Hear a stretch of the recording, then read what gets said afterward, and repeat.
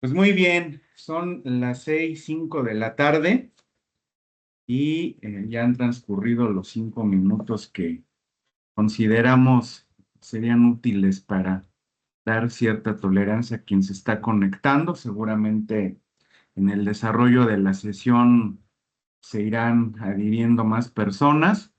Y bueno, pues a nombre de la Escuela para la Formación Política y Sindical, Asociación Civil, les damos la bienvenida a este segundo webinar eh, de una serie que estamos planteando llevar a cabo durante todo este año. El tema de este segundo webinar es sindicatos y prevención del lavado de dinero, un tema complejo, muy actual, diría yo. Y bueno, pues estará a cargo de la maestra María Luisa Núñez Calderón, quien ya se encuentra aquí con nosotros conectada. De hecho, fue junto con su servidor la primera en hacerlo. La dinámica que proponemos será la siguiente. Obviamente haremos una presentación sencilla de la maestra María Luisa Núñez. Le daremos el espacio para que nos pueda compartir la información que tiene.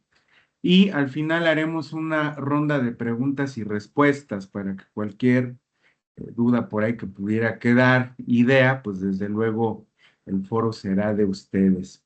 Eh, Como también seguramente existirá alguna duda por ahí, el día lunes les estaremos compartiendo el material que preparó nuestra ponente y también la liga del video para que lo puedan revisar cuantas veces lo consideren pertinente. Esta es la dinámica que les planteamos. Pues sin mayor preámbulo, maestra María Luisa, ¿sí me escucha? Antes de hacer su presentación, ya está por acá, miren, ya prendió su cámara. Pues les voy a contar rápidamente un poco de la maestra María Luisa Núñez Calderón. Creo que pudiéramos llevarnos un buen tiempo en poder presentarla. Es algo muy simple y además, pues ella nos ayudó a poderlo sintetizar de esa manera, ya que es una persona que cuenta con 30 años de experiencia en este tipo de temas. La maestra María Luisa Núñez Calderón es maestra en Administración Pública. Profesionalmente se dedica a temas de consultoría especializada en finanzas, gobierno corporativo, administración integral de riesgos, control interno y cumplimiento corporativo. Cuenta con más de 30 años de experiencia, como ya lo comentamos, asesorando instituciones financieras, empresas privadas, organismos públicos, organizaciones sin fines de lucro y desde luego sindicatos, que es una de sus especialidades y que lo podrán ver con lo que ella nos compartirá el día de hoy. Actualmente lidera proyectos en prevención del lavado de dinero, gobierno corporativo, administración de riesgos, estructuración de proyectos de inversión y fortalecimiento institucional. Pues sin mayor preámbulo y si me permiten, le cedo el micrófono a nuestra invitada de honor y obviamente yo aquí voy a cooperar con ella para que conforme ella me lo vaya indicando, pues yo aquí le vaya avanzando en la diapositiva. Nuevamente sean todos bienvenidos, agradecemos el interés en este encuentro y estamos seguros que será muy útil para todos. Maestra, por favor, si nos hace favor de abrir su micrófono y desde luego el espacio es de usted. Eh, sí, muchas gracias. ¿Me escuchan todos bien? Sí. Sí, sí, Perfecto. muy bien, maestra. Pues muy bien, pues me da mucho Sí, gusto. fuerte y claro.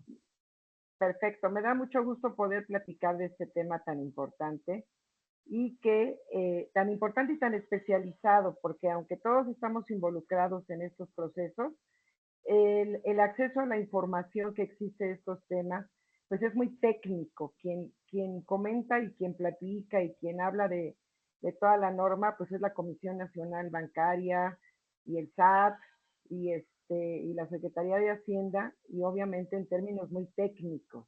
Entonces, pues la idea de la charla de hoy es poder platicarles un poco de cómo está este tema de prevención e identificación de operaciones con recursos de procedencia ilícita. porque cuando nada más digo lavado de dinero piensan que el curso es para lavar dinero, no. Vamos a hablar hoy de prevención de lavado de dinero, ¿no? Si me ayuda, licenciado Carral, con esta. Bueno, los objetivos de la plática de hoy es que podamos conocer los conceptos fundamentales del lavado de dinero, el marco legal y que podamos tener algunas herramientas para identificar los riesgos o las alertas, no solo en nuestras instituciones.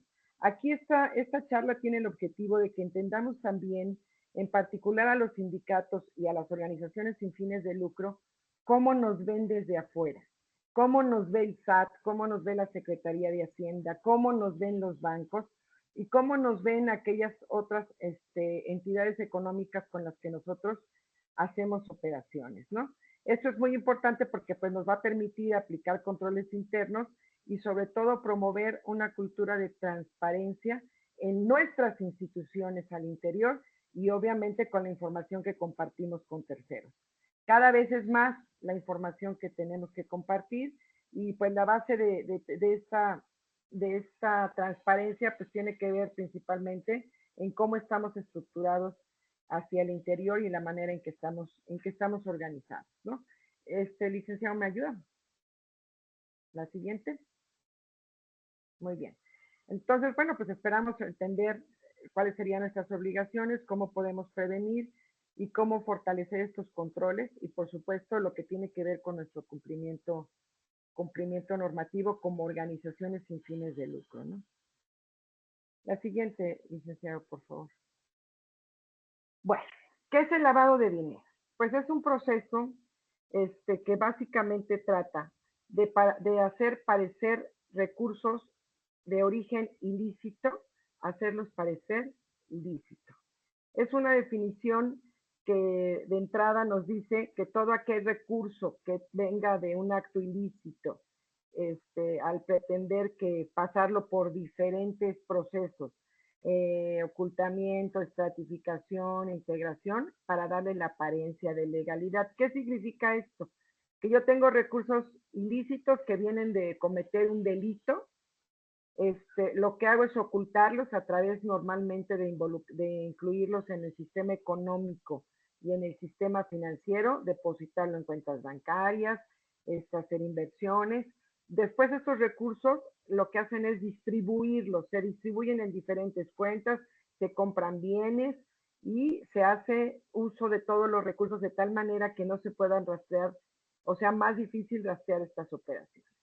Al final, lo que se ha detectado es que todos estos recursos se vuelven a integrar, se venden los bienes que se compraron, se juntan otra vez para que finalmente estos bienes o estos recursos ya integrados lleguen a su destinatario final, que es el que normalmente se beneficia de todas estas operaciones, ¿no? Y al final se le da una apariencia de legalidad porque esta persona puede decir que tiene ingresos porque vendió una casa, porque vendió una obra de arte, porque le depositaron directamente de una inversión, aunque el origen de estos recursos haya sido un acto ilícito, ¿no? La siguiente, licenciado. Bueno, un poco de contexto para que tengamos una idea de cómo es que son estos antecedentes internacionales en la prevención del lavado de dinero, ¿no? Desde 1944 el Fondo Monetario Internacional empezó a generar ciertos criterios y ciertas normas que le permitían sobre todo poder combatir los recursos que venían de actos ilícitos, del crimen organizado y de diferentes fuentes que eran evidentemente actos ilícitos. Ya para 1988, las acciones se concentran además en prevenir el tema del narcotráfico. Todos aquellos recursos que empezaron a surgir a propósito del narcotráfico y se enfocan también en esta parte, complementando lo que ya se había hecho con el Fondo Monetario Internacional y con lo que se venía trabajando, ¿no? Para 1989 se crea la GAFI, ¿no? Que es el Grupo de Acción Internacional para combatir todos estos temas de lavado de dinero. Este Grupo de Acción Financiera Internacional lo que hace es integrarse se integra por varios países, establecen criterios y los países que formamos parte de este grupo estamos obligados a cumplir, ¿no? Ya para el año 2000, en lo que se llamó la Convención de Palermo, entonces ahora las acciones van para fortalecer las acciones que permitan combatir a la delincuencia organizada, ¿no? Y para el 2001, si se acuerdan, pasó un evento muy importante en 2001, y entonces a partir de 2001 las acciones están relacionadas directamente con financiamiento al terrorismo. 2001 fue aquel atentado contra las Torres Gemelas y fue un parteaguas también en estos temas de prevención de lavado de dinero y financiamiento al terrorismo, ¿no? Entonces obligan a los países que pertenecemos a este grupo de acción financiera a prevenir, detectar y sancionar el lavado de dinero y el financiamiento al terrorismo, ¿no? Y esto lo hacen en un enfoque basado en riesgos que lo vamos a platicar un poquito más adelante. La siguiente, licenciado, por favor. ¿Cuál es la diferencia entre lavado de dinero y financiamiento del terrorismo? Básicamente, el lavado de dinero siempre estamos hablando de recursos de origen ilícito. Siempre estos recursos tendrán su origen en algún acto delictivo. En cambio, el financiamiento al terrorismo, que es la recaudación de recursos, pueden ser recursos de origen lícito. Yo puedo participar con financiamiento al terrorismo, con mi salario y con el dinero que yo gano legalmente, lícitamente, y puedo hacer una aportación para financiamiento al terrorismo. Entonces, básicamente es la diferencia entre lavado de dinero y financiamiento al terrorismo, ¿no? La siguiente, bueno, déjenme nada más recalcarlas también perdón, licenciado, las sanciones. Las sanciones. La sanción por lavado de dinero es entre 5 y 15 años de prisión y multa. Y estas sanciones se van al doble cuando quien participa en estos procesos es responsable de supervisar y vigilar las acciones de prevención, ¿no? Si quien tenía que haber revisado, guardado archivos, haber validado en parte del proceso no lo hizo, intencionalmente no lo hizo, entonces las penas se van al doble, ¿no? Y en el caso de financiamiento al terrorismo, pues las sanciones van de 15 a 40 años de prisión y multas además. Por si quieren presentar el examen de certificación, esta respuesta es importante, ¿no? Ahora sí, licenciado, la que sigue, por favor. Bueno, ¿qué es el Grupo de Acción Financiera? El Grupo de Acción Financiera lo que se dedica es a identificar lo que se llaman las tipologías. Identifica estos métodos a través de cual las personas hacen lavado de dinero, publica las tendencias, a quienes estamos involucrados en estos procesos, estamos obligados a leer estos temas de qué están haciendo para la prevención del lavado de dinero y cómo, ya saben que los mexicanos y todos nos pintamos solos para poder evadir estas reglas y van analizando los riesgos. ¿Qué es una tipología? Por ejemplo, se ha detectado que en las fronteras, donde se mueve muchísimo efectivo, se acercan a los poblados y como hay una restricción para las personas para manejo de más de 15,000 pesos sin generar una alerta, lo que hacen es ofrecerle dinero a 20 o 30 gentes y de repente 20 o 30 gentes que son campesinos o que se dedican a actividades agrícolas o ganaderas o que no tienen las condiciones económicas que corresponda, empiezan a abrir cuentas bancarias con 15,000 pesos, ¿no? Y en sus cuentas pasan mensualmente 15,000 pesos. Ellos están obligados a pasar este dinero a otra cuenta y se quedan con una pequeña parte. Entonces, eso es una tipología. Ya está identificado que es una manera en que lo están haciendo de lavar el dinero y hay muchísimas otras, ¿no? Entonces, estas tipologías nos avisan y nos dicen, aguas, así se están lavando el dinero, así lo están haciendo en las zonas fronterizas, así se están haciendo en determinadas zonas, así se está haciendo en determinado sector, aguas con el sector de la construcción que maneja muchísimo efectivo, y también hay una tipología que se ha detectado a través de la cual están incluyendo recursos de procedencia ilícita en una actividad económica, ¿no? También hace evaluaciones mutuas, o sea, para saber si están cumpliendo con las recomendaciones que hace la GAFI y estas normatividades. Lo que hace es como lo hacíamos en la escuela, los profesores nos cambiaban el examen para calificarnos entre nosotros. Eso hace también la GAFI con los países. A los países vamos a otro país a evaluarlo y otro país distinto viene y nos evalúa y revisa nuestras medidas y las acciones que hemos tomado en materia de prevención de lavado de dinero, ¿no? México es miembro de GAFI desde el 2000. Empezó a adoptar los estándares y empezó a fortalecer su marco legal. Yo nada más quiero dejar ahí asentado que esta ley que hoy se habla para la prevención del lavado de dinero se hizo 11 años después. La ley salió en el 2011. Y bueno, la manera como este grupo de acción financiera GAFI define cómo tenemos que actuar, lo hace a través de 40 recomendaciones. En estas 40 recomendaciones fija los estándares internacionales, explica cómo tenemos que evaluar los riesgos de cada situación, de cada caso, para poder determinar cuál es el riesgo en que determinada actividad o determinada ubicación geográfica o determinada acción puede ser susceptible de prestarse para un tema de lavado de dinero, ¿no? Entonces, esas 40 recomendaciones las tenemos que seguir todos los países. Inician, si quiere la siguiente, licenciado. Estas 40 recomendaciones hablan de políticas y coordinación, por supuesto que mencionan el financiamiento al terrorismo, hablan de los procesos de lavado de activos y dicen que parte de la norma y nuestras leyes tienen que prever el decomiso de los bienes cuando se detecta que estos tienen procedencia ilícita, ¿no?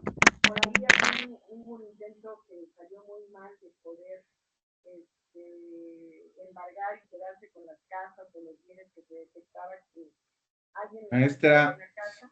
se dejó de oír un poco, ahorita algo movió y se empezó a escuchar muy bajito. Perdón. Ajá, se me cayó un audífono. A ver, ¿mejor? Ahora sí, gracias. Mejor, ok. Sí, entonces, esta parte del decomiso de los activos, aquí en México tuvimos un intento de hacerlo, que le salió muy mal, tuvieron que revirar en algunas cosas porque también se prestó a muchos abusos de que si yo rentaba un bien inmueble y por alguna razón a quien yo se lo rentaba cometía un acto delictivo, al que le quitaban el bien era a mí, ¿no? Entonces, pero sí se habla en esta ley de que tenemos que tener las condiciones de, de poder ejecutar estos decomisos, de bloquear las cuentas y de embargar los bienes que estén relacionados con todo lo que tiene que ver con los procesos de lavado de dinero o financiamiento al terrorismo, ¿no? Establece también todas las medidas preventivas y lo que se llama debida diligencia, que es la debida diligencia es hacer las cosas correctamente para revisar estas medidas preventivas y establecer los controles que nos permitan garantizar que los recursos no vienen de una actividad delictiva. Y también estas 40 recomendaciones pues hablan de las autoridades que deben de funcionar, establecen la WIF. Hay una asociación internacional de todas las unidades de WIF, donde se platican y se comparten experiencias, y las sanciones que se manejan aquí a nivel internacional pues están obviamente pidiéndonos que trabajemos con ellas y que estén involucradas también en las normas de cada país. Y por supuesto nos exigen esta cooperación entre las instituciones que participan en la prevención del lavado, así como en la cooperación entre los países para poder trabajar y dar seguimiento a estas investigaciones que se realizan. Todo esto se hace dentro de 40 recomendaciones, ¿no? Sí, la siguiente, por favor. ¿Y qué creen? Que justo en la recomendación 8, no muy lejos del inicio, estamos las organizaciones sin fines de lucro. En la recomendación número 8, que elegantemente dicen que es para proteger a los sindicatos y a las organizaciones sin fines de lucro, realmente lo que nos están diciendo ahí, aguas con la operación de sindicatos y organizaciones sin fines de lucro, y esta alerta es a nivel internacional. No es nada más en México, no nada más en América, es una alerta a nivel internacional. Han detectado tipologías a través tanto de organizaciones sindicales como de organizaciones sin fines de lucro, donde pasan los recursos tanto para lavado como para financiamiento al terrorismo, ¿no? El objetivo de esta recomendación 8 pues es evitar el abuso de las organizaciones sin fines de lucro para financiar actividades terroristas, fortalecer la transparencia y promover la rendición de cuentas. ¿Cuáles son los riesgos? Pues que estas organizaciones sean calidad de fachada, que estén desviando recursos, que haya una recaudación fraudulenta, uso como conducto de fondos y ocultamiento del beneficiario final. Estemos recabando recursos para que una persona esté beneficiando y no sepamos ni quién, ¿no?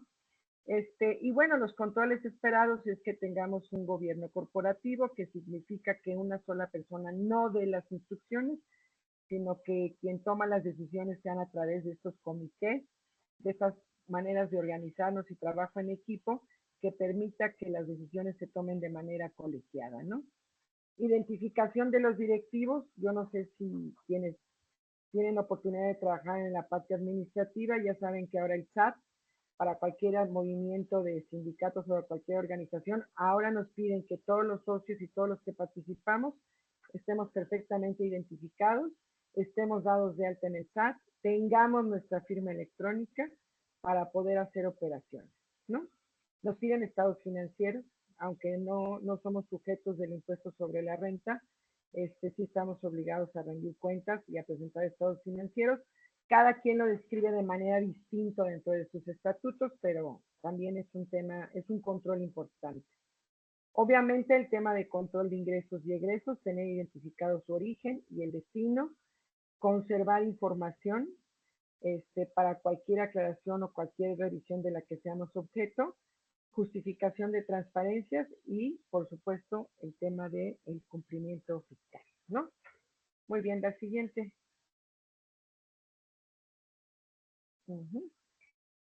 Pues en resumen, esta recomendación 8 dice que el objetivo es proteger a las organizaciones sin fines de lucro que pueden ser vulnerables al abuso para el financiamiento al terrorismo sin obstaculizar sus actividades legítimas, ¿no?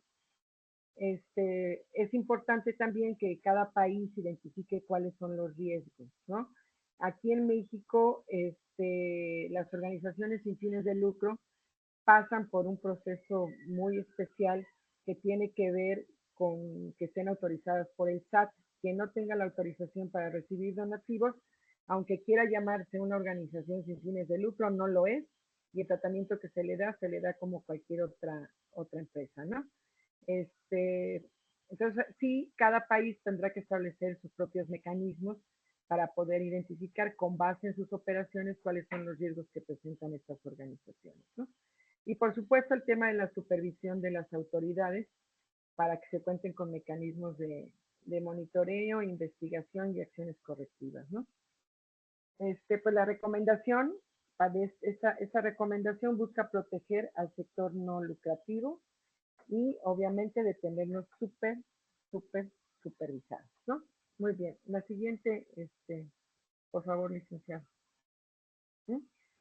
Aquí que planteamos un caso práctico que es la aplicación de la recomendación 8 y lo que pueden ser señales de alerta, ¿no? Un sindicato recibe una donación extraordinaria de un tercero sin una justificación clara, ¿no? ¿Cuáles son las señales de alerta? Pues que no sabemos, no tenemos identificado al donante, son recursos inusuales, no siempre recibimos donativos y no tenemos documentación que nos explique de dónde vienen los recursos. ¿Cuáles son los controles que tendríamos que tener? Pues obviamente identificar al aportante, saber de dónde vienen, verificar el origen de los recursos, que la operación esté autorizada, generalmente nos piden que sea por un alto directivo de la organización y conservar la evidencia de esto que estamos realizando, ¿no? El resultado es que la operación se documenta, se evalúa el riesgo y se previene el uso indebido de la organización. ¿Esto qué quiere decir? Que sí podemos recibir donativos, claro que sí podemos, bueno, siempre y cuando lo tengamos establecido en los estatutos como parte integrante de nuestro patrimonio. Es muy importante que siempre verifiquemos cuáles, según nuestros estatutos, qué dicen respecto a cómo se integra nuestro patrimonio para poder identificar que podemos recibir estas cantidades que no provienen de las cuotas sindicales, ¿no? Como complemento, pues el SAT a cualquier entidad económica le permite que pueda tener ingresos por no más del 20% de sus ingresos, del total de sus ingresos, en actividades distintas a su objeto social. Pero este 20% se refiere a hacer operaciones que tienen que ver con la venta de sus propios activos, con operaciones entre otros sindicatos. No se refiere a que podamos tener un 20% de una actividad como vender o utilizar o realizar alguna actividad comercial, ¿no? Entonces, como ven, no es que esté prohibido, pero sí tenemos que tener todos los mecanismos de control para que no se preste a dudas. Alguna vez en un sindicato, cuyo nombre no voy a decir, estaba yo revisando con el tesorero los ingresos y me encuentro un cheque depositado por una cantidad importante de una persona que yo no conocía y que no entendía por qué nos había depositado un cheque. El tesorero me decía, es que es mi compadre y a él le pagaron un coche con un cheque. Y entonces, como él quería ir a cambiarlo y yo iba a ir al banco a depositar, pues para que no fuera mi compadre, le dije, dame el cheque, yo lo deposito en nuestra cuenta y yo te doy a ti el efectivo. Y así lo hicieron. Y la verdad es que lo hizo como en una acción de buena fe, queriendo resolver un conflicto, pero eso en el estado de cuenta del sindicato se veía pésimamente mal. No había justificación para que un tercero que inclusive no era su compadre pudiera haber hecho un depósito de una cantidad importante al sindicato, ¿no? Esas son las cosas que tenemos que tener claras para no cometer esos errores que a veces lo queremos hacer de buena fe y no sabemos que estamos cometiendo un error que puede ocasionar, que puede tener consecuencias, ¿no? Muy bien, licenciado, la siguiente. Bueno. Y entonces, ¿qué es lo que dice la ley? La ley que tiene un nombre chistosísimo, la ley PIORPI, así la identifican. Respecto a estas actividades vulnerables, dice que son actividades que se pueden prestar para el tema del lavado de dinero. Y entonces tienen muy supervisadas a las personas, a las actividades económicas en dos grandes grupos. El primer grupo, que es toda la parte de el sistema financiero mexicano, todas las instituciones financieras, bancos, aseguradoras, cajas de ahorro, todo lo que forma parte del sistema financiero, lo supervisa la Comisión Nacional Bancaria. Es con quien hay que ir a registrarse, obtener una autorización. Para que nos dé la autorización, la Comisión Nacional Bancaria nos pide un manual donde decimos con todo detalle cuáles son las acciones que vamos a hacer para evitar y prevenir el lavado de dinero, y nos supervisa, nos hace auditorías una vez al año y nos tiene muy supervisados. El otro grupo son el resto de las actividades económicas que no son financieras y que se ha identificado que son actividades vulnerables por la naturaleza y por lo que representan, ¿no? Una de ellas son los notarios. Los notarios están obligados a reportar las ventas de los inmuebles, de determinado monto hacia arriba.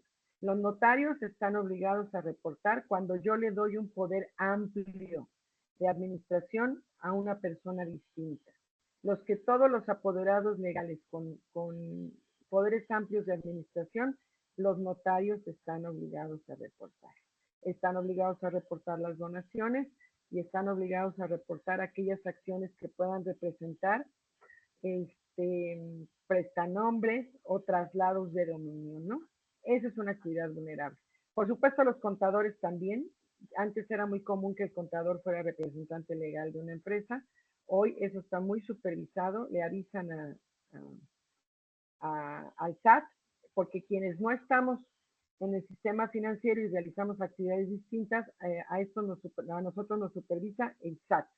El SAT es la que está verificando constantemente la actividad que hacemos. Nos tenemos que dar de alta y tenemos que enviar reportes de lo que estamos haciendo.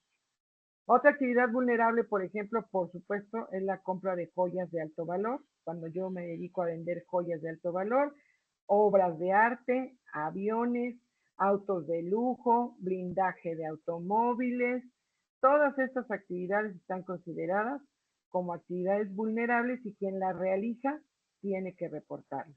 Y quien las realiza tiene que identificar al cliente, a quien le está comprando, a quien le está pidiendo que se le blinde su camioneta. Estamos obligados a dar estos reportes de determinados montos hacia arriba, ¿no? ¿Sí? La siguiente, licenciado. ¿No? Estos son las autoridades competentes, la Secretaría de Hacienda, que es la que diseña la política, el SAT, que supervisa, la Fiscalía General, que investiga y persigue los delitos de lavado de dinero, la UIF, que es la Unidad de Inteligencia Financiera, que es la que hace las investigaciones, obviamente el Poder Judicial, y autoridades supervisoras que vigilan el cumplimiento de los sujetos obligados, ¿no? Comisión Nacional Bancaria. Conducef está más orientada al tema del cliente y el servicio al cliente y no al tema de prevención del lavado de dinero.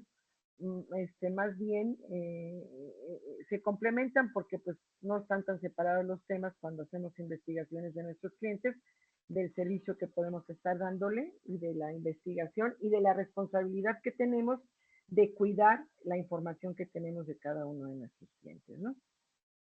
Muy bien, la siguiente, licenciado.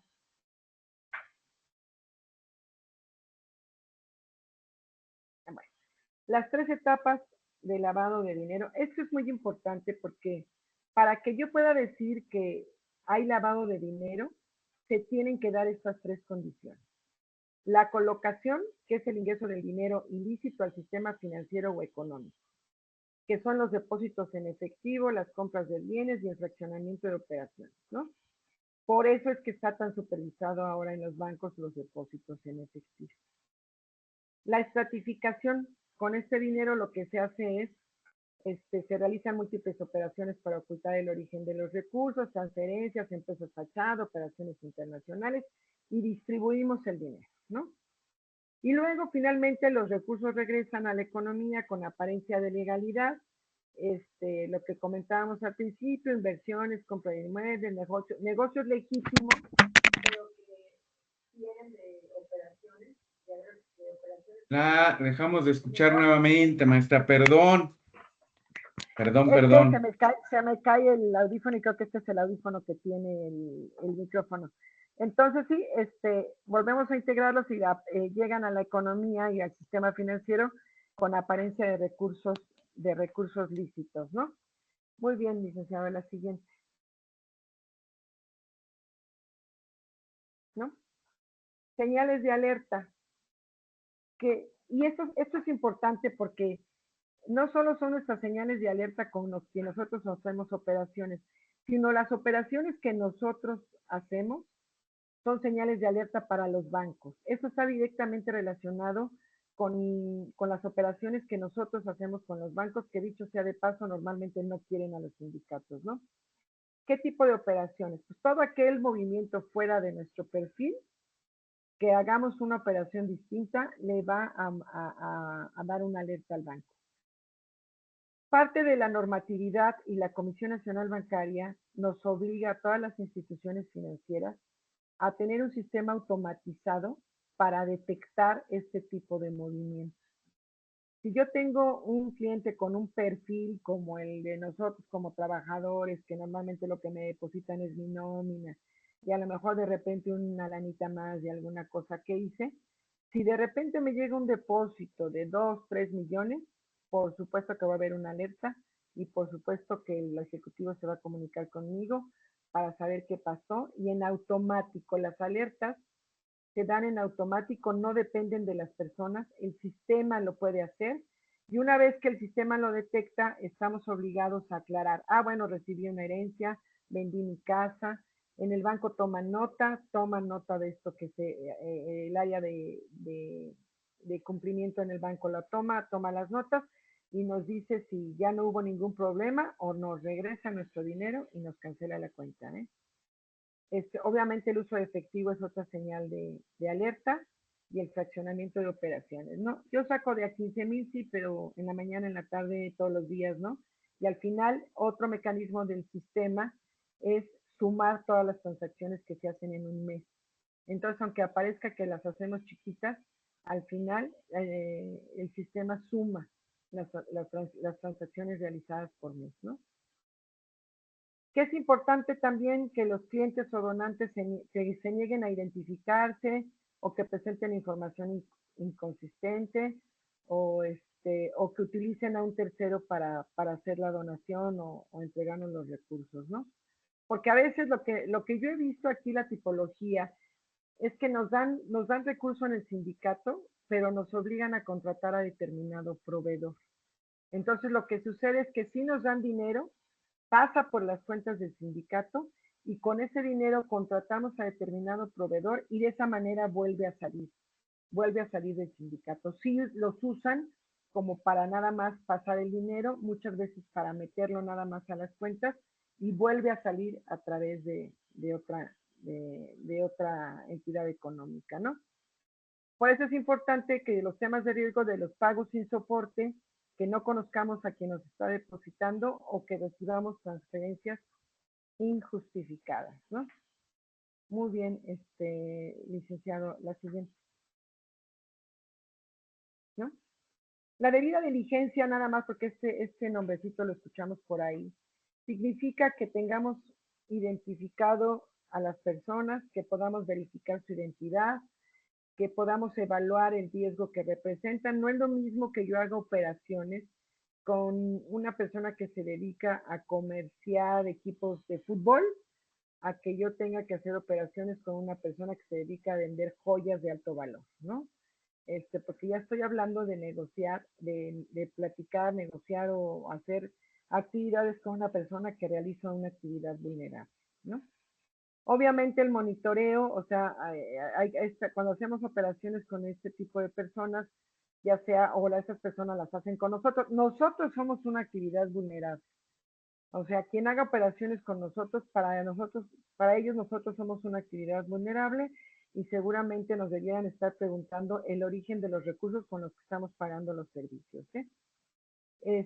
Y por supuesto mantenernos actualizados siempre su expediente, quiénes son y también nos lo pueden estar pidiendo a nosotros. El banco seguramente nos está pidiendo con cierta frecuencia que actualicemos el comprobante de domicilio, la firma electrónica, y eso también se hace a través del sistema.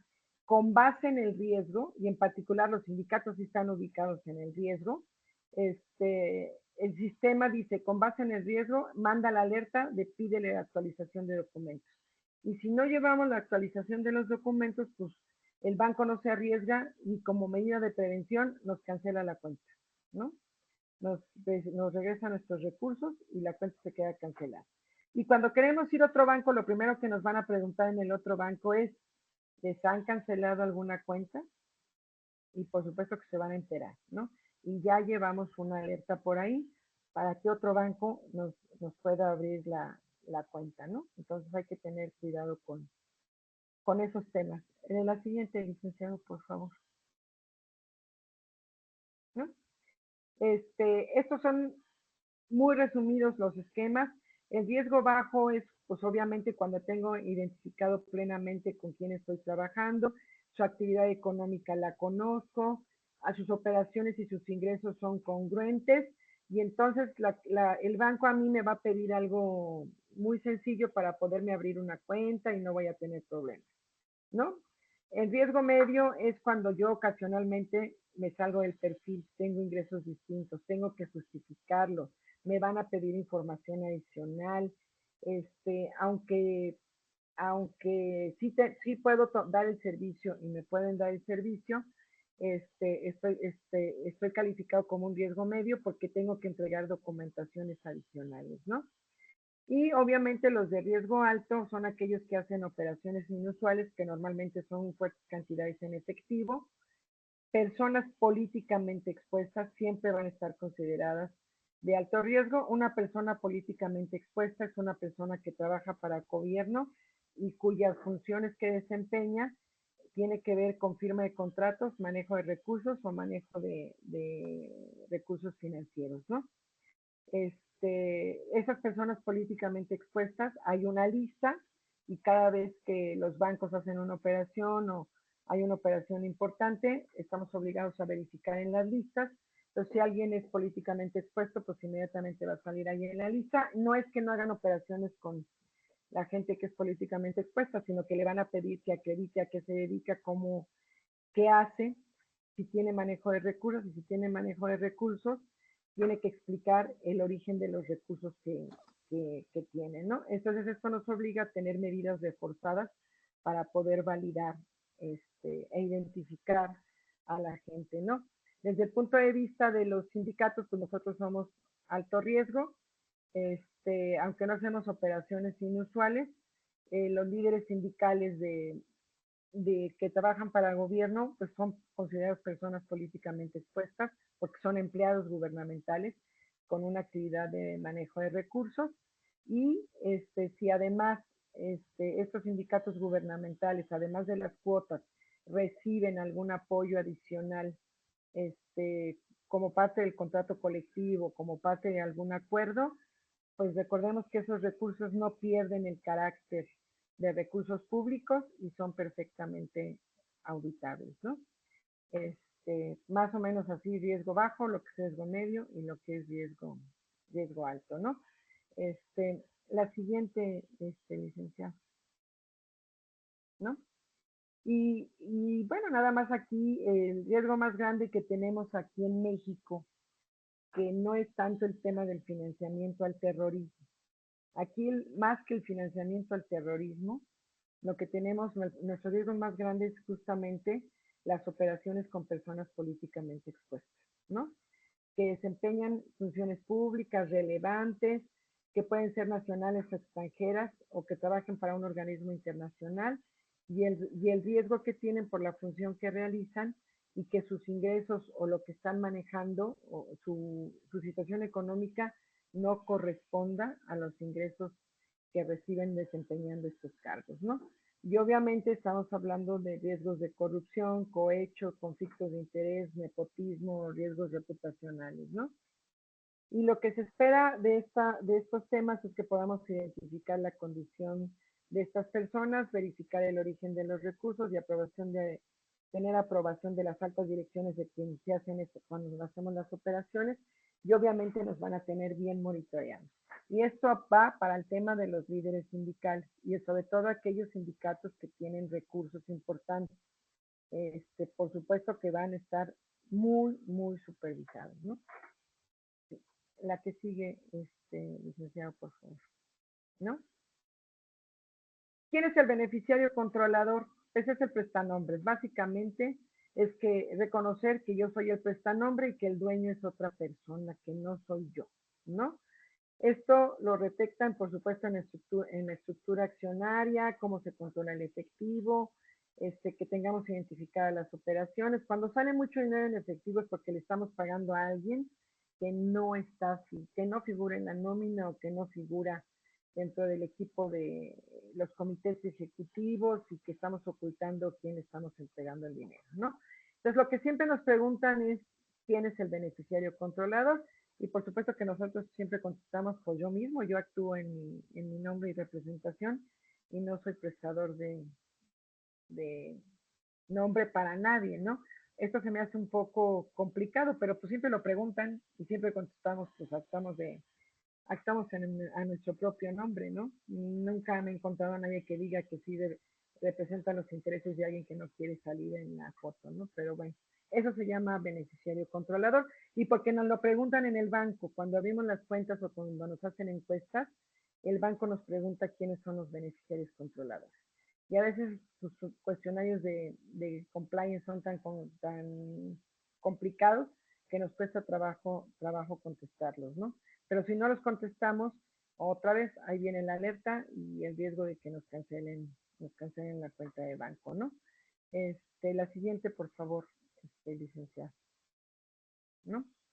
Estos son los 3 reportes que permanentemente, tanto los de gente del sistema financiero como los que realizan actividades vulnerables, le están avisando a la comisión, al SAT, y estos reportes se hacen de manera automatizada porque se van derechito a la WIF. La WIF es la que organiza, revisa y hace estas tipologías y hace el análisis de las operaciones. Las relevantes básicamente se refiere a operaciones que sobrepasan determinado monto y que se hacen en efectivo o que no tenemos claro el origen de esas operaciones. Las inusuales son aquellas que se salen del perfil de nuestro perfil de operación. Algo que hicimos distinto, se tiene que reportar o en su caso aclarar y guardar en la aclaración. ¿Y por qué no la reportamos? Pues porque fue aclarada satisfactoriamente para poder, para no ser necesario reportar. Y las internas preocupantes son aquellas que hacen los empleados o la gente allegada de una organización o una entidad económica porque detectó que alguien al interior estaba lavando dinero o estaba haciendo actividades que tenían origen, administrando recursos que se sospechaba eran recursos ilícitos. Ante la sospecha se generan estos reportes de internas preocupantes, ¿no? ¿Sí? Muy bien, la que sigue, ¿no? ¿Cuáles son nuestras líneas de defensa entonces? Primero, pues que nuestras áreas operativas estén involucradas con esta información, sabiendo lo que nos van a preguntar los bancos, sabiendo cómo tenemos que tener clara nuestra operación, la aplicación de política, la identificación de movimientos de los recursos y todos los días tener controlado lo que estamos haciendo. Para reforzar esto, pues obviamente están estas áreas de auditoría interna que tenemos en todos los sindicatos y que vale mucho la pena capacitarlos para que no solo cuestionen la parte de en qué se gastó, sino que verifiquemos que al hacer estas operaciones no estamos generando una sospecha de que estamos en una operación de lavado de dinero, ¿no? Que conozcamos esta normatividad y por supuesto el tema de la supervisión. Y bueno, ya una tercera línea, pues es la auditoría independiente, que alguien externo, un auditor externo, venga y nos audite, ¿no? Yo conozco muy poquitos sindicatos que se auditan, yo soy auditora de sindicatos y por eso sé que muy poquitos tienen su auditor interno, porque además la auditoría de los sindicatos es una especialidad. Si ustedes contratan un auditor común y corriente, va a venir a checar la contabilidad que normalmente no tenemos y que no estamos obligados, y va a venir a decir que no tenemos comprobantes fiscales y que se paga que también no estamos obligados, y entonces no es productiva una auditoría para quien no conoce la operación de un sindicato, ¿no? En estas auditorías lo que hay que revisar es justamente el origen, la aplicación de los recursos, que no tengamos ingresos sospechosos, que no tengamos gastos sospechosos, que todos los gastos correspondan a la operación del sindicato, que los ingresos estén plenamente justificados y que los reportes de rendición de cuentas que se hace con la base trabajadora pues estén muy claritos, ¿no? ¿Sí? La que sigue, licenciada. Y bueno, por último, pues las recomendaciones de buenas prácticas para las organizaciones sindicales, ¿no? 2 cuentas bancarias. 2, siempre hay que tener una cuenta bancaria de respaldo por si algo nos pasa. Se atora algo, pues tengamos por ahí ya 2 cuentas bancarias, ¿no? La e-firme vigente, por favor. La e-firma siempre tiene que estar vigente y mantener vigente el buzón tributario, tanto para el representante legal como los gentes que forman parte del comité. El control absoluto de los depósitos, siempre conciliar e identificar plenamente todos los depósitos y no cambiarle cheques a los compadres, por favor. Evitar efectivo, las operaciones en efectivo son malísimas, yo sé que a muchos sindicatos se les facilita, pero eso lo que hace es que no sean transparentes nuestras operaciones, en ningún lado se queda registrado. La mejor forma de registro y la más fehaciente es el estado de cuenta bancaria. Esa es la mejor forma de revisar. Aunque no llevemos contabilidad, en el estado de cuenta se quedan registradas todas las operaciones. Pero si lo que hacemos es retirar el efectivo, pues lo único que vamos a ver en un estado de cuenta van a ser los retiros de efectivo y no va a quedar constancia de a quién se le depositó o qué se pagó, ¿no? Pues los poderes suficientes, contar con representante legal con facultades para actos de administración. Esto es muy relevante. Siempre nos encontramos con que los sindicatos no tienen estos poderes de inicio, no están en su acta constitutiva, no están en sus estatutos. Y la verdad es que aunque hayan tenido una parte, ahora las cosas están cambiando. Hay que revisarlo. Yo tengo ahorita conocimiento de varios sindicatos que están atorados con el SAT por el tema de los poderes. Y con la e-firma, y la e-firma, ¿quién se las pide? El banco. Y si no la entregamos, nos cancela la cuenta. Entonces, tenemos que tener desde el poder, estar bien con el SAT, tener claro nuestros orígenes y aplicación de recursos, los movimientos que vamos a hacer en el banco, reportar correctamente nuestro perfil en el banco. El banco nos va a preguntar cuántas operaciones vas a hacer al mes, como de qué montos, vas a hacer operaciones internacionales, para qué. Nosotros mismos describimos nuestro perfil cuando nos lo pide el banco, entonces hay que hacerlo de manera clara y muy apegada a nuestra operación, para que justamente cuando tengamos una actividad que se salga del perfil sea con justificación y no nada más porque describimos mal nosotros mismos nuestra operación, ¿no? Y por supuesto, el cumplimiento fiscal oportuno. Desde hace ya como 5 o 6 años, los sindicatos ya estamos obligados a presentar declaración anual informativa. Yo no sé si todos la estén presentando, yo no sé si la sepan presentar, porque he visto contadores que los reportan como ingresos, las cuotas sindicales las reportan como ingreso y no son ingresos. Es que utilizamos el mismo formato que las organizaciones sin fines de lucro. Entonces se confunden y le ponen ahí las cuotas sindicales como ingresos o aquellos recursos que se reciben derivados los contratos colectivos o las condiciones generales de trabajo, no son ingresos. Y he visto muchos errores de los contadores que las reportan como ingreso, pero bueno, hay que cumplir también con esta declaración oportuna, ¿no? Y bueno, pues hasta ahí mi plática. Yo espero que tengan muchas dudas y muchas preguntas. Gracias, maestra. Pues yo sí tengo un montón de preguntas, me salieron como 6, oiga. Pero bueno, Okay. y ahí las voy planteando si me permiten los compañeros después de las de ellos, desde luego. Comentarios, preguntas, compañeros, compañeras. Muchas felicidades, maestra, por la ponencia. La verdad es que es muy concreta la información, muy compacta, pero sustancial. Yo trabajé en Bancomer y tuve el curso de antilavado y financiamiento al terrorismo, pero aplicado a la parte bancaria. Y ahorita me interesó el tema por los mecanismos eh, y por la forma en la que están regulando ahorita con las nuevas reformas que surgieron, la forma de transparentar el manejo de los recursos tanto a nivel sindical. Yo pertenezco a un sindicato y han surgido nuevas modalidades para transparentar lo que usted comentaba, ¿no? Las auditorías, la presentación de los estados financieros, ponerlos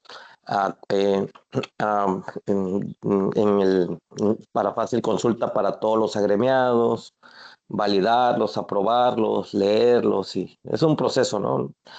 Pero yo quisiera hacerle a usted una pregunta, me llamó la atención y, y que México llegó muy tarde, ¿no? Y siento que yo quisiera preguntarle a usted de ahorita si ya nos emparejamos en cuanto a mecanismos de control o ese desfase que usted comentó de 2000 contra el 2011, estamos hablando de 11 años que llegamos tarde, porque prácticamente pareciera que inteligencia financiera se queda muy corta.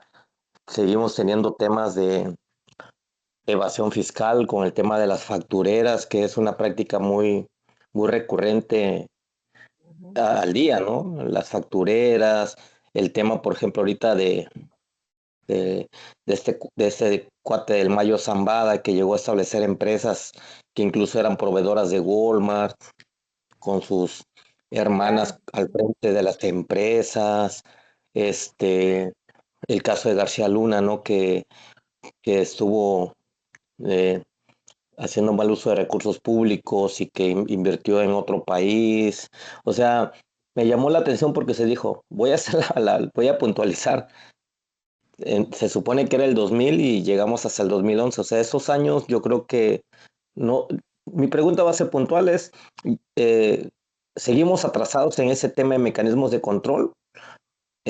O cómo ve usted el panorama actual de los controles tanto de inteligencia financiera como del mismo SAT, porque pareciera que no, que hay muchos vacíos, ¿no? Que todavía como que no logran establecer un mecanismo a diferencia de otros países de primer mundo como Estados Unidos, ¿no? Que quiere meter un control sobre células terroristas o delincuenciales o el mismo, que mucho se dice que pues Wall Street es la principal lavadera de dinero, ¿no? Del narcotráfico. Entonces, sin embargo, ellos quieren apretar actividades ilícitas y lo primero que hace es pegarles en el bolsillo, ¿no? O sea, primero congelan cuentas, activos y todo, y que ahí es donde más les duele, y pareciera que México todavía como que estamos muy, muy lejos de todo eso.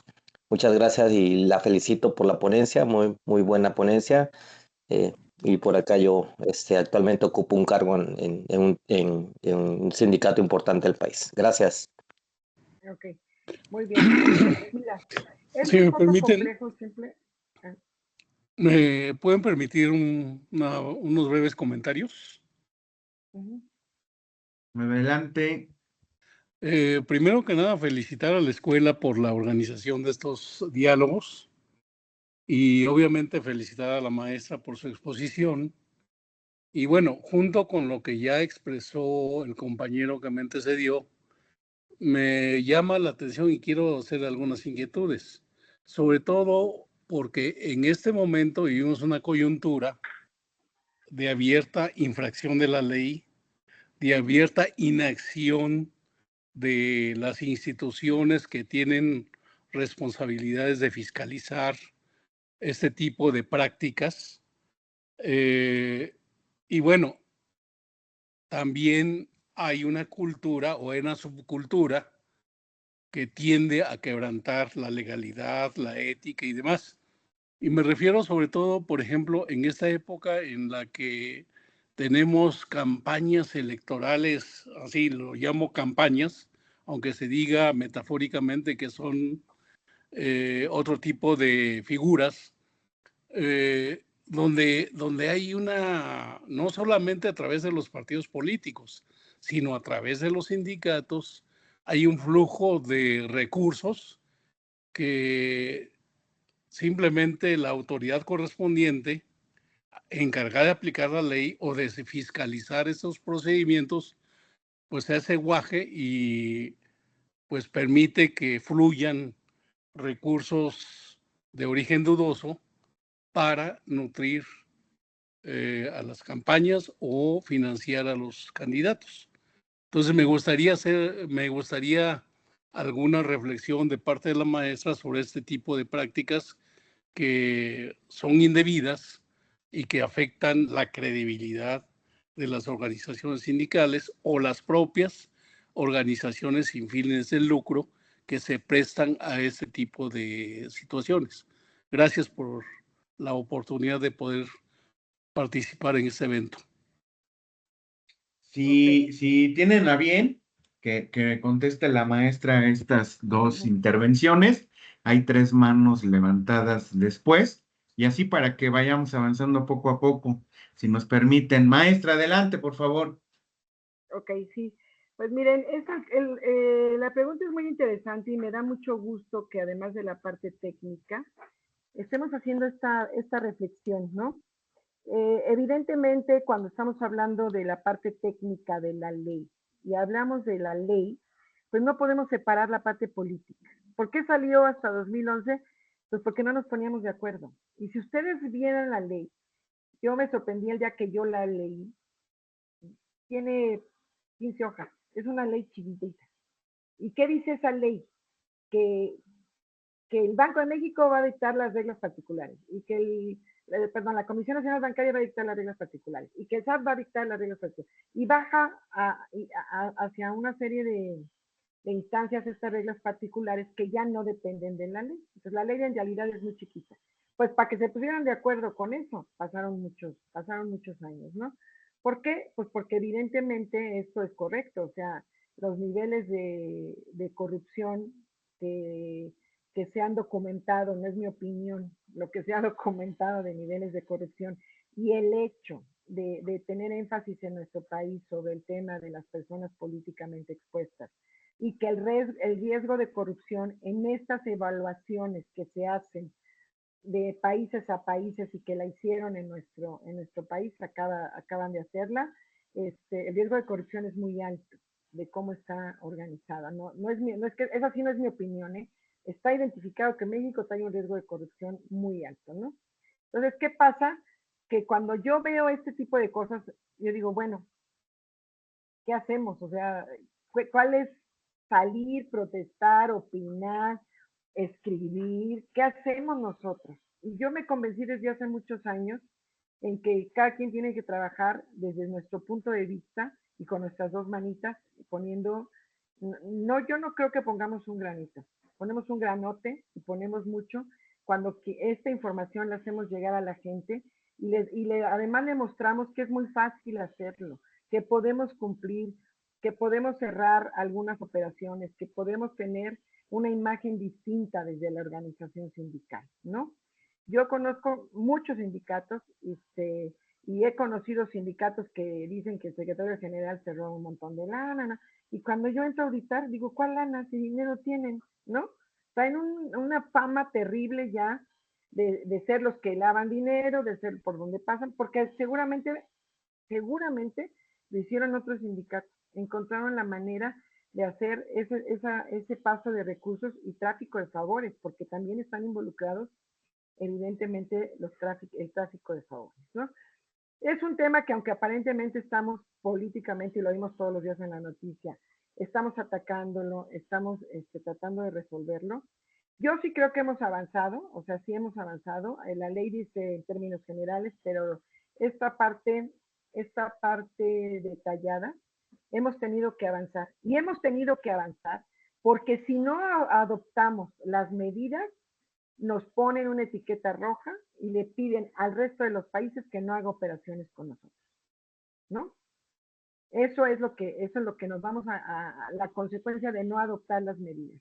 Y cuando vienen y nos evalúan, ya pusiste las reglas, ya haces evaluaciones, ya identificas a la gente, todos, cómo supervisas, cómo haces la tipología, qué hace la RIF, cómo detecta estos temas de lavado de dinero, cómo revisa todo eso nos lo preguntan en los modelos de evaluación y verifican que estemos cumpliendo. Evidentemente las pruebas son selectivas, no están revisando al 100%, pues siempre hay un tema de riesgo en una auditoría, pero sí creo que hemos avanzado. Y sí creo que hemos avanzado a fuerzas porque esa ley o la sacábamos o nos sacaban de la GAFI, ¿no? Si nosotros no cumplimos con sus recomendaciones, la GAFI califica. Y cuando encuentra diversas incumplimientos, dependiendo de la gravedad de los incumplimientos, nos saca o nos pone una alerta y nos da plazo para atender. Y si no se atiende, evidentemente estamos fuera. Entonces, ¿qué hemos hecho todos los países que estamos en GAFI? Pues tratar de cumplirla y tratar de cumplirla. O sea, ¿qué podemos hacer desde el punto de vista técnico y de la GAFI con el tema de la corrupción? Detectarla, poner controles para que no se dé. Pero no es nuestro trabajo evitarla, o sea, de decir nosotros desde nuestra trinchera, ya vamos a evitar la corrupción. No, porque yo no lo sé. A ver, yo cuando hago una operación y una persona se identifica conmigo, y me dice que trae recursos derivados de que acaba de vender una casa y me enseña una escritura, ¿hasta dónde llegan mis facultades de investigación? ¿Hasta dónde llego yo a investigar y anticipar? Déjenme prender la luz porque ya no me ven. Ya. Y anticiparme para darle cumplimiento a la ley, ¿no? Yo antes de entrar le platicaba yo un caso que tuvimos con un sindicato que no nos querían dar la firma electrónica. ¿Por qué? Porque a la hora de que revisaron a sus 3,000 miembros, uno de ellos tenía un problema. Y digo, pero primero, ¿para qué lo revisan a los 3,000? Segundo, no es obligación para que pertenezcan al sindicato que los señores hayan sacado 10 en el SAT y en el cumplimiento, eso no dice. La ley laboral no nos permite hacer esa discriminación. Si no estás bien en el SAT no puedes formar parte del sindicato. Nosotros no tenemos esa obligación o no nos daban la firma, ¿no? Porque ahora están en el otro extremo de la exageración. La gente que nos atiende, si no está estrictamente cumplido así, no, les da miedo. ¿Por qué? Porque ellos también llevan responsabilidad. Y ellos tienen, ¿cómo se llama? Ellos tienen penas penales.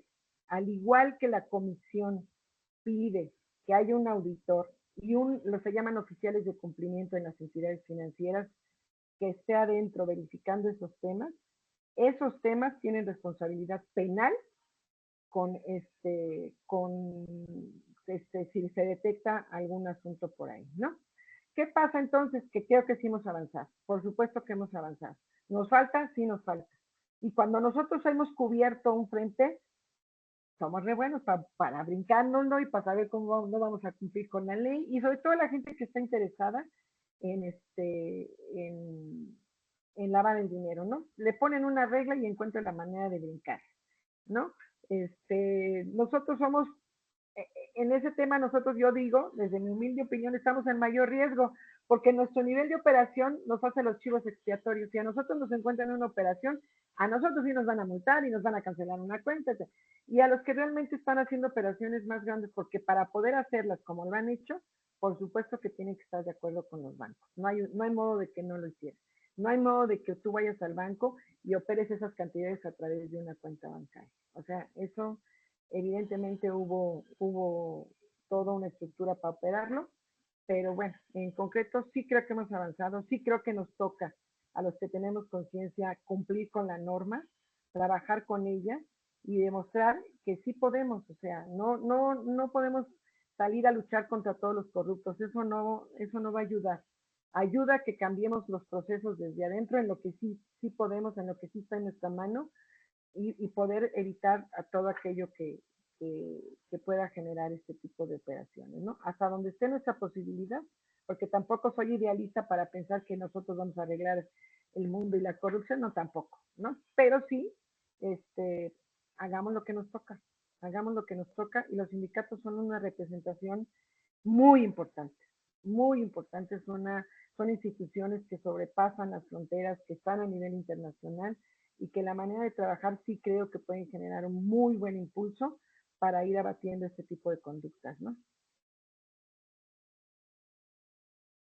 Carlos Miguel Prados, adelante, por favor.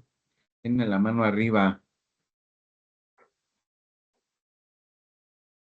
Está apagado el micro, Carlos Miguel. Ay, ya no vemos a Carlos Miguel. ¿Dónde está? ¿Dónde está Carlos Miguel? Algo Perdón, pasó. fue un error de dedo. Ok, perdón. Está muy interesante la plática. Pertenezco a un sindicato, he pertenecido a 2 sindicatos y esperemos que mejoren y que luchen contra la autoridad que es un poquito corrupta, y no es que mucho. Gracias. Elías, adelante. Elías Soria, por favor.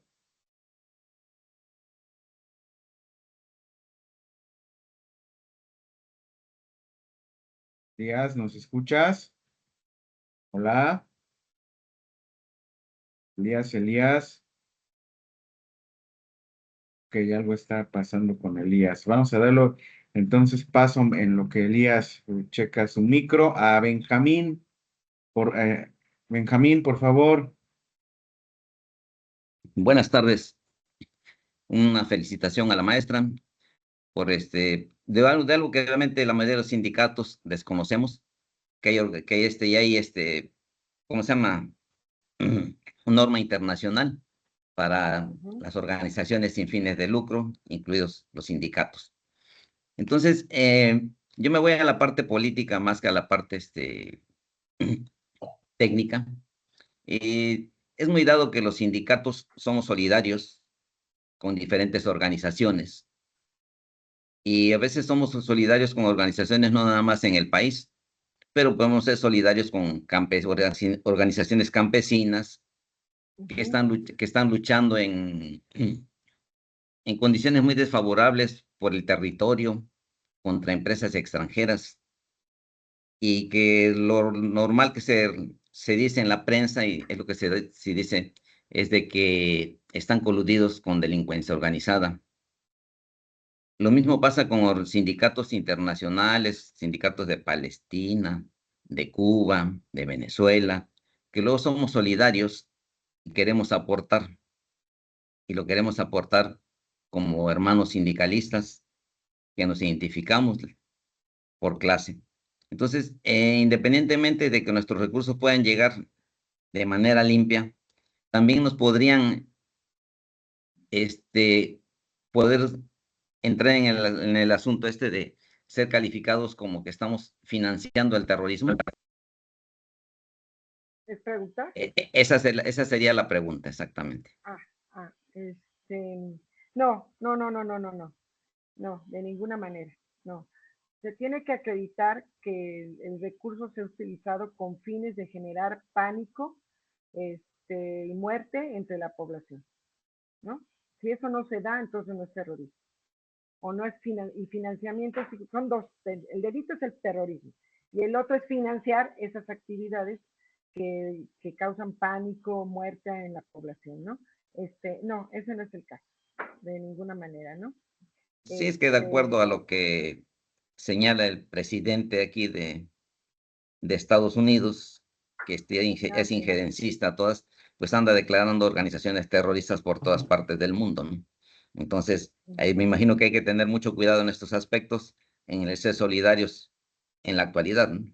A eso me refería. Sí, claro. Gracias. Y sobre todo dejar las evidencias de lo que está haciendo cada quien, ¿no? O sea, eso es muy importante, ¿no? Sobre todo cuando se mueven recursos, que no necesariamente son financieros, a veces son los apoyos, algún tipo de mobiliario, lo que sea, pues nada más dejar claro la intención como ¿Cómo lo hacemos hoy? Fíjate, hoy es muy chistoso porque ¿cómo sé que con quienes estoy trabajando, sus recursos son de procedencia lícita? ¿Y sabes cómo lo sé?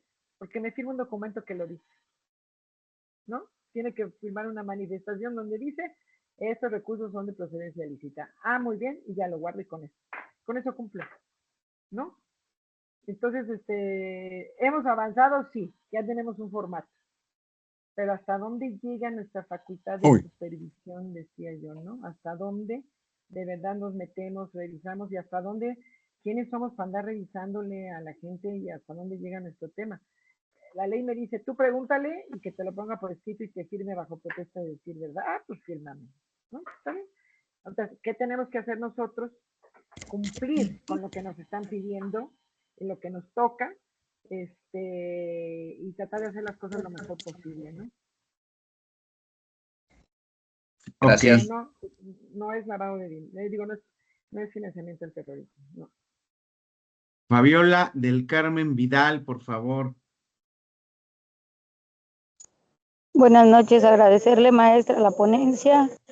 Y mi pregunta es, y por lo que he vivido con asociaciones civiles, donde ya la corrupción ha permeado hacia nuestros gobiernos, que ya se dé el lujo de decirnos, te doy tanto recurso como asociación civil, yo lavo el dinero, anteriormente digo, antes de los gobiernos de la Cuarta Transformación, y no tengo nada ni en contra ni a favor, pero sí lo tengo que mencionar porque es la situación que se dio, que antes decían, bueno, te doy el recurso, tú lo lavas, tú lo justificas ante Hacienda y es tanto tu porcentaje. Después, con la Cuarta Transformación, te doy el recurso, yo lo lavo, yo lo justifico ante Hacienda y es tanto tu porcentaje. La pregunta en concreto es, maestra, ¿esta instancia internacional puede intervenir cuando ya interviene gobierno y Hacienda de nuestro país? que ya la No. corrupción permeó hasta ese grado, hasta el tuétano de nuestras instituciones? No, no, porque en estricta teoría, digo, yo no soy abogada, pero en estricta teoría, no es el gobierno el que está cometiendo el acto de corrupción, es la persona. Entonces lo que hay que hacer es detectar, denunciar a la persona que está cometiendo el acto de corrupción. Y entonces entra la UIF y entra todo un proceso de prevención del lavado de dinero y de las responsabilidades que pudiera acarrear. Y sí lo puede hacer al interior nuestras autoridades, pero cuando detectamos a la persona, no al gobierno. O sea, digo, insisto, no soy abogada, pero no se trataría del gobierno. Digo, nosotros lo asociamos porque pues, casi son todos, ¿no? Pero es a la persona en la que tenemos que denunciar. Y para esos efectos, si se acredita, claro que sí. Entra la UIF, entra la Contraloría, la Fiscalía. Hay una fiscalía especializada para servidores públicos, para todos estos casos de corrupción. Gracias. Juan José Villela, por favor, adelante. Gracias. Este tema que voy a tocar se escucha mucho en los tribunales laborales, colectivos, en la propia Secretaría del Trabajo. Resulta que muchos sabemos que los sindicatos son medios de control. ¿En beneficio de quién? Pues de los patrones. También sabemos que muchos sindicatos reciben dinero de los patrones. Bueno, sucede que actualmente muchas empresas ya no están financiando a los sindicatos para poder controlarlos, ¿sí? Y entonces están obligando a los sindicatos a meter o inflar prestaciones económicas o manejar ciertas prestaciones pues para el efecto de que el dinero siga llegando y que el sindicato pueda disponer lavando ese dinero, así yo lo llamaría yo. Ejemplo, hay empresas, y eso se puede ver ahora en el repositorio de los contratos colectivos, si ustedes se echan un clavado a revisar, a ver cómo revisaron, resulta que inflaron muchas prestaciones o generaron nuevas prestaciones en ese sentido.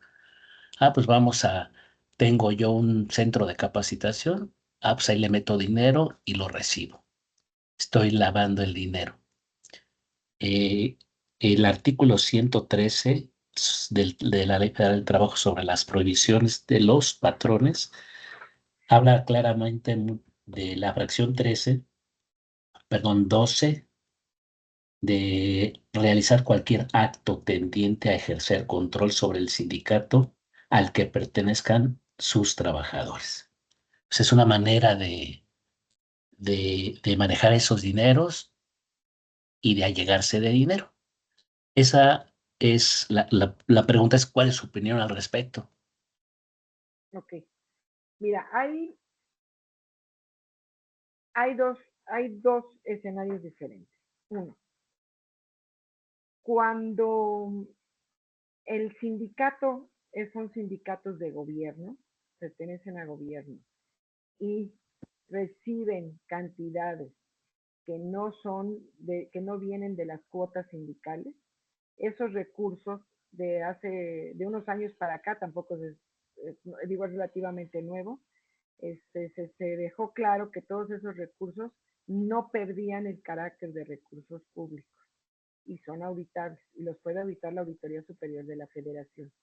Eso implica que sí, este recurso se puede auditar. Yo he trabajado y asesorado sindicatos que tienen estas condiciones. Pues, ¿cuál es la manera de cómo se cubren ellos? Cada vez que entregan las prestaciones, es un gorro, pero teníamos recibos de que habían recibido las prestaciones, ¿no? De tal manera que acredite el sindicato que entregó las prestaciones, porque la Auditoría Superior puede auditar esos recursos que no pierden el carácter de recursos públicos. Las cuotas no, las cuotas esas se fiscalizan, bajo el tema laboral y tienen otra cosa distinta, aunque en el tema laboral también tenemos que reportar todo el patrimonio, ¿no? Entonces, ¿qué pasa? Que no es tan fácil. Yo sé que puede ser un comentario y estoy segura que algunos sindicatos lo harán, pero no es tan fácil. Yo creo que eso de pásamelo a través de las prestaciones y yo me lo gasto, no es tan fácil. Tendrían que tener toda una arquitectura hecha. Yo les decía, o pagarle a un proveedor, el dinero tendría que salir del sindicato pagándole a un proveedor y que ese proveedor esté tomando, y además se va quedando el dinero en el camino, ¿eh? Y que ese proveedor se quedara con una parte del recurso y otra parte la entregara, ¿no? Pero tienen que acreditar cómo entregan las prestaciones, ¿no? Ahora, si son poquitos trabajadores que no van a protestar, entonces también estamos hablando de recursos poquitos. Ahora, el hecho de que se incrementen las prestaciones en un contrato tiene que ver muchas veces más con el tema fiscal. Estoy sudando. Hay que tomarnos un café Fiscal para es regular. por lo que el micrófono, yo oigo el micrófono abierto. Bueno, Ya lo cerré. okay, tiene muchas veces que ver más con el tema de los temas fiscales.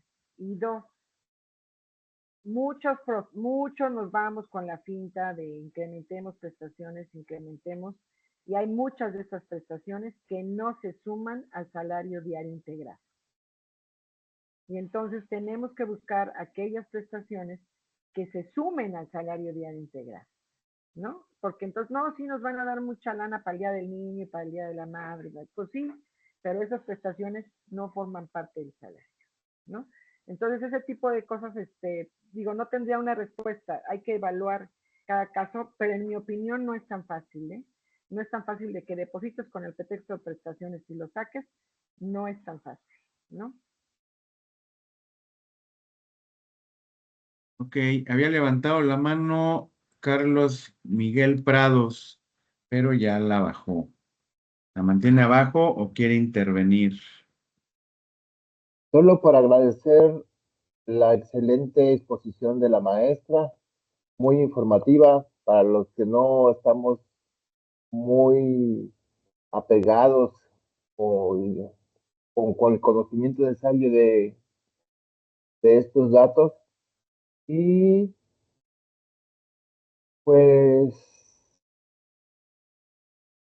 que me tomen en cuenta la Escuela de Formación Política y Sindical para cursos con costo y gratuito por este medio. Se los hago saber.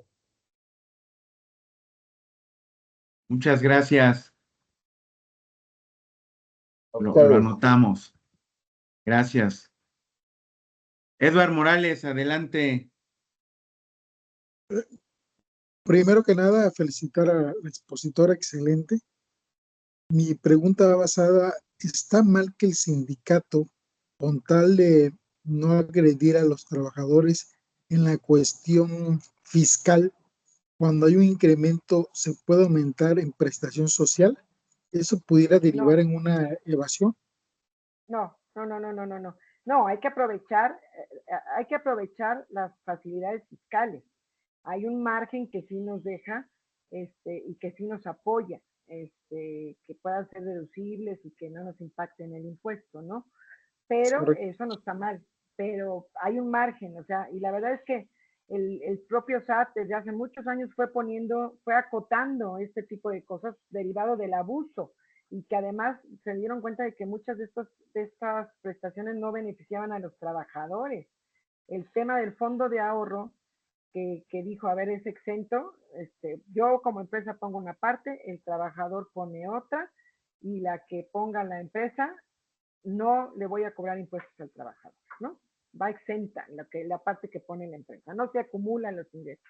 ¿Y qué hicieron? Sacaron a todos los ejecutivos de la nómina, los dejaron con salario mínimo para que pagaran impuestos, o sea, les ajustaron el salario de tal manera que les pagaban a través del fondo de ahorro. Pero ¿cómo les pagaban? Hacían la aportación al fondo, el funcionario hacía la aportación e inmediatamente le daban un préstamo para entregarle en ese momento la otra parte. Entonces empezaron a apretar, entonces dijeron no se valen los retiros y vamos a poner determinado tope y no más allá del 13% del salario, ¿no?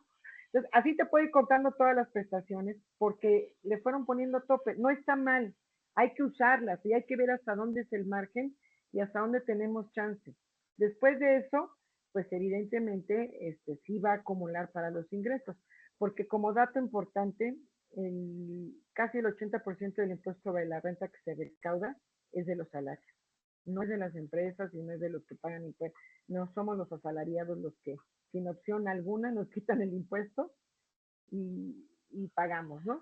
Entonces, aquí es importante evaluar el contrato, hay que evaluar los contratos, ver cómo están las prestaciones, hay que tener claras las categorías y todo este proceso de evaluación, y luego también revisar hasta dónde podemos impactar el tema de las prestaciones, ¿no? Porque a veces la empresa en un tema de necedad, a veces la gente de recursos humanos ni sabe, y no, nada más por una necedad te dicen que no, cuando hay muchas de las veces lo que estamos proponiendo hasta les conviene a la empresa, porque tiene un impacto fiscal positivo, y a veces es la necesidad de la gente, ¿no?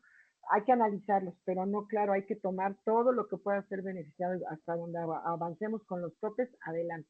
Ya que nos acabamos el tope, entonces hay que buscar que las prestaciones, o sea, yo digo, en vez de que me incrementes el Día de las Madres, incrementame algún abono, un pago, algo que yo pueda acumular al salario, para que cuando yo tenga que utilizar mi salario integrado, tenga el mayor nivel posible, ¿no? Muchas gracias, maestra, muy claro. ¿Alguien más? Ok, A ver si me pues yo escucho.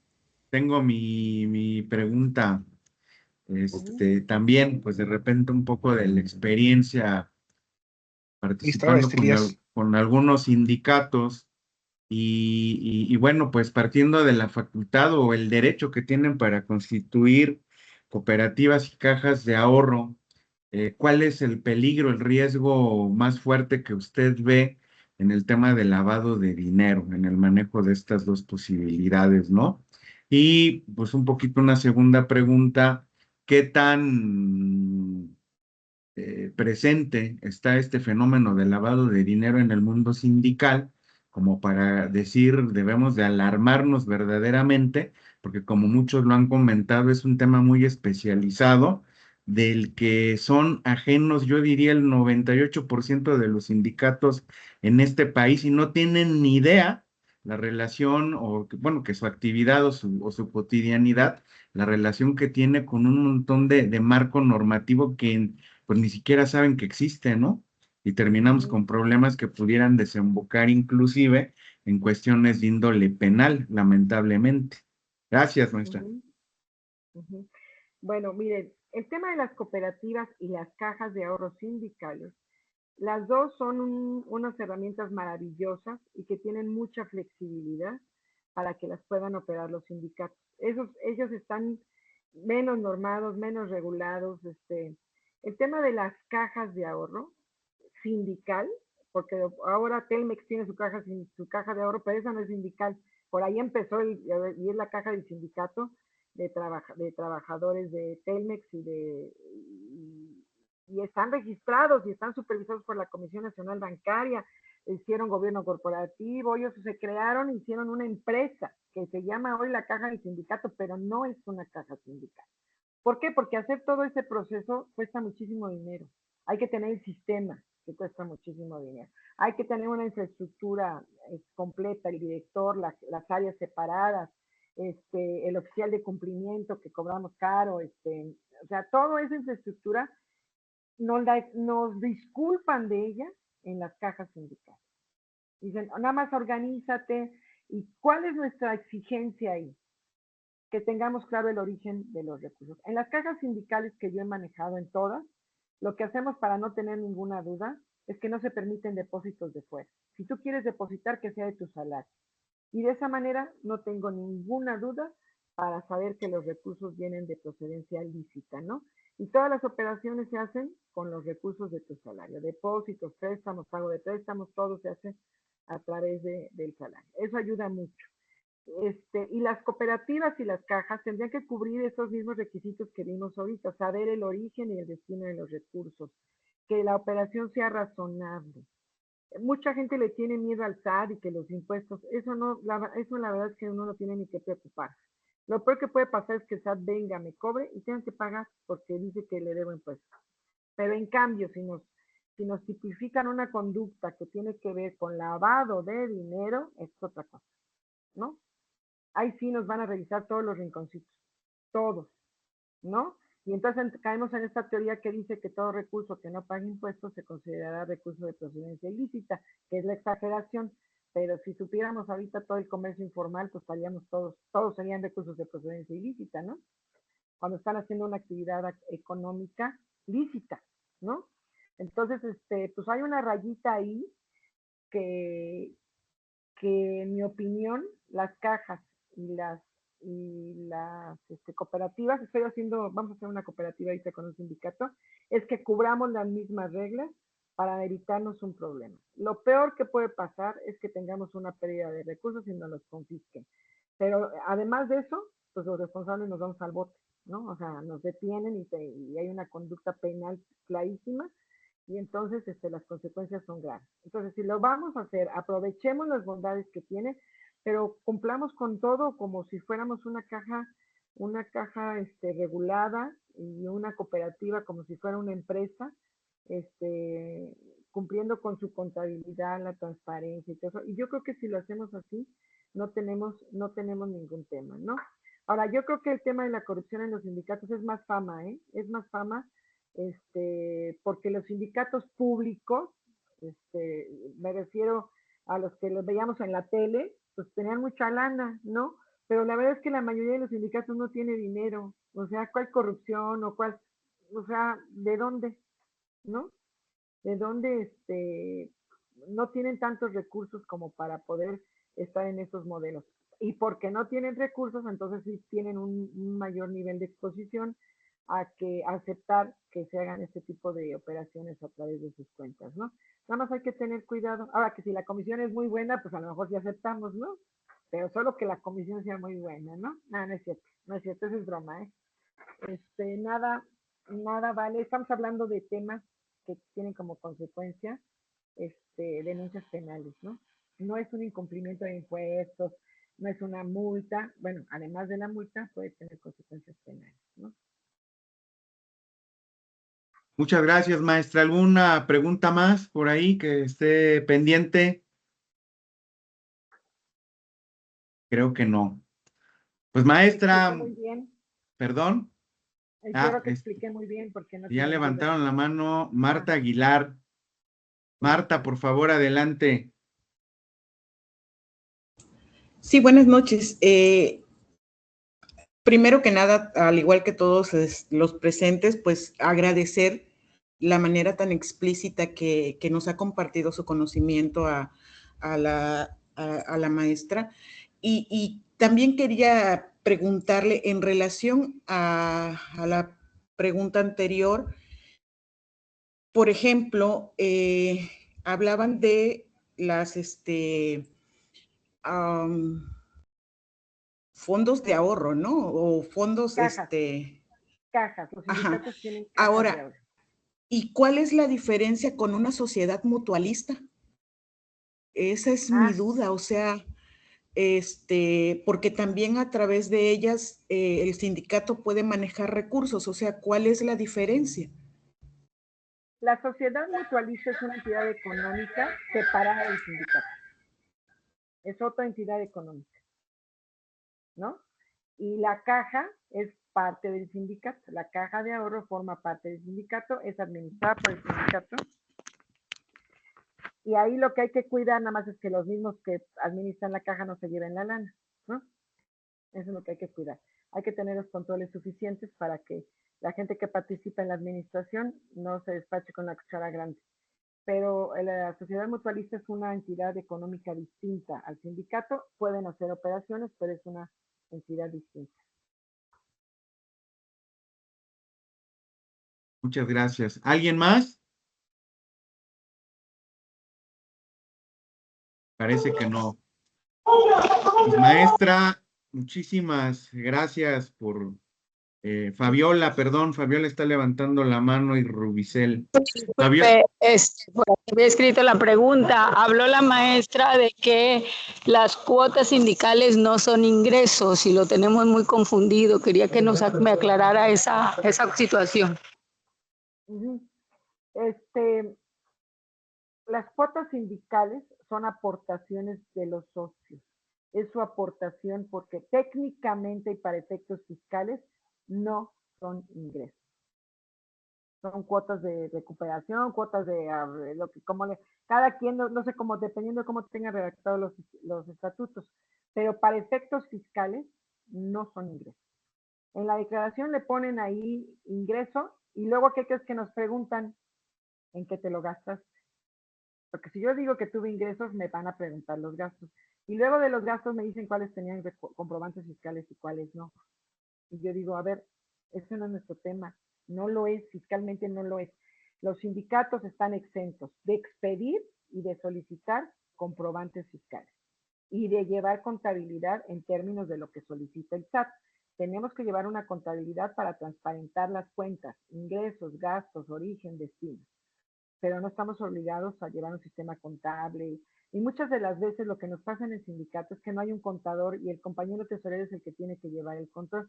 Lo puede hacer y lo puede hacer de manera sencilla, no está obligado a saber contabilidad, ¿no? Claro que si contratan a un contador, pues mejor, pero si no, bueno, el compañero lo puede hacer, porque no estamos obligados a llevar contabilidad, pero tampoco estamos obligados a tener comprobantes fiscales, ni a expedirlos, ni a solicitarlos. ¿En qué caso sí tengo que expedirlos? Cuando vendo un bien? Porque si quiero vender un coche, un mueble, algo que da el sindicato, voy a tener que facturar y sí necesito, sobre todo los coches, y sí van a estar facturar. Son esas excepciones que hay. Pero no son ingresos. Para efectos fiscales no son ingresos, no se acumulan con los ingresos. Y acuérdense que si yo tuviera ingresos por alguna actividad distinta, alguna vez en un sindicato llevaron a unos doctores homeópatas y entonces estaban vendiendo, les daban la consulta gratis, el sindicato los contrató, pero en las gotitas que les daban se las vendían en 20 pesos, ¿no? Y no, eso no se puede. ¿Por qué? Porque entonces estoy haciendo una actividad comercial. Y cuando yo hago una actividad comercial, el SAT puede cambiarme la figura y me pone como empresa con actividad comercial y fines de lucro, porque estoy haciendo una actividad distinta en el aspecto social, ¿no? Entonces,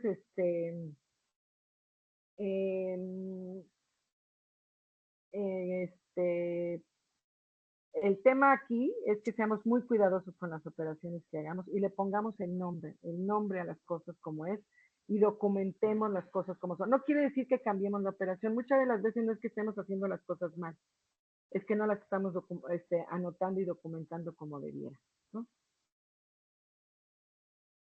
Gracias, Muchas maestra. gracias. Rubicel de la Cruz, por favor. Sí, gracias, muy amable, buenas noches. Disculpen que no abra la cámara porque estoy en un lugar oscuro. Lamento profundamente no haber estado durante la disertación de la ponencia de la maestra, pero he estado escuchando atentamente todas las preguntas y las respuestas. Y aquí en el estado de Tabasco, quiero que me ayuden a poder tener claridad sobre un asunto específico de que varias gente se acercaron a nuestro sindicato, diversas personas, a decirnos que si teníamos cuenta para que nos hicieran una transferencia, hablaban de millones. Afortunadamente, en el sindicato aún no tenemos nosotros una cuenta y lográbamos zafarnos las intenciones de estas personas. Quiero saber, en base a la experiencia de los participantes y de la maestra, ¿es cierto esto de que le pueden depositar a los sindicatos 100, 200 millones y ellos ofrecían que podían dar el 10%, el 15% al sindicato? Repito, cosa que afortunadamente, pues, también como persona que estoy al frente y tengo un poquito de ética y respeto por las leyes, no me atrevería a hacerlo. pero mi pregunta en concreto, ¿es cierto esto? Pues mira, 200 millones, si tú depositas 200 millones, el banco te va a mandar llamar, ¿no? Y lo primero que te va a decir es de dónde lo sacaste. Una. Dos, si no está dentro de tus estatutos que tú puedes recibir ese dinero de quien sea y está aclarado ahí que es una donación o cómo llegó ese dinero, ni siquiera te van a dejar hacer el depósito. O sea, te mandan llamar y te lo regresan y te cancelan la cuenta, ¿eh? O sea, de verdad los bancos están súper, súper exagerados. Ese es uno de los temas de alerta. Ese tipo de depósitos que salen de tu perfil, ¿no? Asesoraba yo un sindicato, cuando yo llegué hace 15 años con ellos, les encantaba eso de cambiar un cheque e ir a la ventanilla, y como ellos sí tenían dinero, iban a cambiar 500, 1 millón de pesos en efectivo para pagar todo en efectivo. Hasta que tuvieron un problema porque la que administraba el efectivo se fue con el efectivo, ¿no? Pues claro, ¿no? Y entonces empezamos a implementar todos los controles para que no lo usaran. Pero hasta la fecha pueden ir a la ventanilla y retirar 1 millón de pesos y nadie les dice nada. El banco no les dice que no. ¿Por qué? Porque siempre fue su perfil. Siempre lo hicieron. Y porque los saldos que mantienen siempre lo manejaron así. Entonces, no les va a decir nada. Siempre lo hicieron, nunca se los observaron. No. Acá lo observamos porque teníamos que documentar para quiénes eran y la mejor manera, insisto, es el estado de cuenta. Que ahí quede la evidencia. Por eso cuando hacemos transferencias o pagos hay que poner clarito el concepto para lo que se hace. Pero llegar con 100 millones cuando no es mi perfil, el banco ni siquiera nos va a mandar llamar, nos manda llamar y muchas de las veces, siendo sindicato y depositando una cantidad de ese tamaño, te manda a llamar para entregarte un cheque de caja con la lana y ya no te pide explicaciones, ¿no? Ya no te las pide. O sea, no pasas el primer filtro, ¿no? Yo no lo Gracias, veo muy factible amable, que maestro. se pase. Ujú. Pepe Domínguez levantó la mano. Pepe Domínguez, adelante. Sí, maestra, ahorita que comenta todo esto, eh, seguramente usted está enterada, ¿no? De, por ejemplo, el caso de Hertz Manero, ¿no? Que pues ya después de que ocupó su cargo aquí en el país, se fue a España, creo, lo mandaron a otro lado, ¿no? No creo que no fue a España, ¿no? Lo mandaron. El caso es que ya transparentó sus, sus bienes y todo, y pero mucho tiempo no lo hizo, entonces, en estos casos, ¿qué impera más? Por ejemplo, inteligencia financiera o, por ejemplo, el secreto bancario de salvaguardar sus finanzas y todo eso, porque, pues, ¿cuántos años estuvo él como fiscal?